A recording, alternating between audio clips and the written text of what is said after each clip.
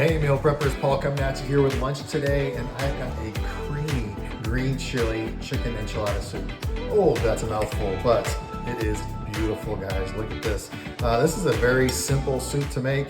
As you know, everything we make is simple and amazing. And invest in a good crock pot. We've got a big oval crock pot, and you just put all the ingredients in there, let it cook for about 3 hours. When it is done, pull the chicken out, shred it up with 2 forks, add 4 ounces of reduced fat cream cheese and a cup of Greek yogurt. Oh my gosh, that brings all the flavors to life and makes this beautiful soup, team.